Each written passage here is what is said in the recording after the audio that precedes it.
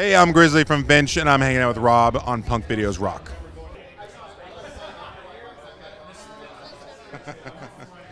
What's up, guys? Hanging out here with one of the members of Finch. How you doing, man? I'm well. I'm having a wonderful afternoon. Just about done. About ready to go home.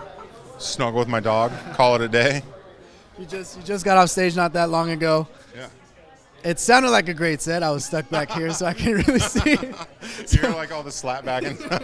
Like, exactly. that sounds That good. was me. I was like by the wall over there. Everything sounds in tune. Nice. So what was Taste of Chaos, the return of Taste of Chaos, like for you today? Oh, dude, it was so awesome. We didn't get a chance to play it back in the day, but luckily Kevin, Mr. Kevin Lyman, the man himself, he asked us to do it, and we were happy to do it. It's like 40 minutes from home. It's gonna be a great day. So like, yeah, that's like, yeah, get me out of bed. I wanna come play a rock show, and this is the best. Now, you didn't get to play this before, but my buddy and I on the way here, we were just talking about how you old guys. we are? Yeah, that too. I know that's where They're you're pretty gonna go old. Yeah. But once upon a time, you were one of the few bands that actually made it on live TV and Jimmy Kimmel, for example. Yeah. And weird, right? right, and that Can right I- now it's not even possible for you guys. Let me share a small story. All right, so we played Jimmy Kimmel. Right. We're on like the outside stage. It's kind of crazy, kind of awesome. Jimmy Kimmel, like we're just sitting there chilling with our instruments. Jimmy Kimmel comes out, introduces us, and then we start playing. And then I look to my right, and Method Man and Dave Chappelle are on a couch, sitting like 4 feet to my right, just chilling, like this. I'm like, Wow.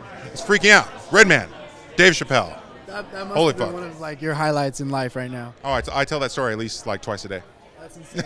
So I mean, after experiencing something like that, I mean, obviously the music industry's changed a lot, and it's hard for these bands to be on TV or let alone on the radio. So I mean, how do you feel with the change, knowing that you've lived that life before? You know what? I mean, it's different. You're not so much in the mainstream anymore, but like the shows are still great, and like people still have such a so much enthusiasm for like the genre and these type of bands. So like, we might not be on TV, but like we still get a lot of love from a lot of people, you know. So like, it's like enough to make us like want to keep going and keep putting out records and keep going on tour. So like, yeah, that mainstream side is like, you know, it's done and gone for now, but it's still very positive. It's still great. So That's good. yeah, and yeah, so it's all that TV stuff is kind of insane. I'm much more comfortable in you know, a situation like this where there's like 5,000 people instead of like 5 million people. Do you feel that, you know, our generation of bands are going to be able to be back in the mainstream light again sometime, one day or another? Definitely. Like, I mean, I think everyone realizes that like everything is really cyclical. That's why like you're starting to, you know, like 5 years ago you were seeing like bell bottoms and like really terrible haircuts. Like everything kind of comes back around. So it's only a matter of time till like the people want to hear something aggressive, you know, like something with a bit of edge. Like who knows when it's going to be? Maybe 5 years, maybe 10 years. But yeah, it'll be back. Definitely. In the meantime, what's going on with Finch right now? Any new music in the works? Yeah. All right. So today is like a bit of a one-off for us, Okay. which is nice because we live 40 minutes from here, so we're able to like literally like wake up, make breakfast, and like come hang out with our friends. We could do press at your house right now. Let's go. But the plan is to like take some time and write some music, and then I think we're gonna do the next record ourselves, which is kind of a really cool, kind of scary, daunting task ahead of us. But I think it's a fourth record. It's like kind of time that we do it ourselves, you know. You know, over the years, working with various producers, working at various studios to do your records, how have you guys evolved in the studio life?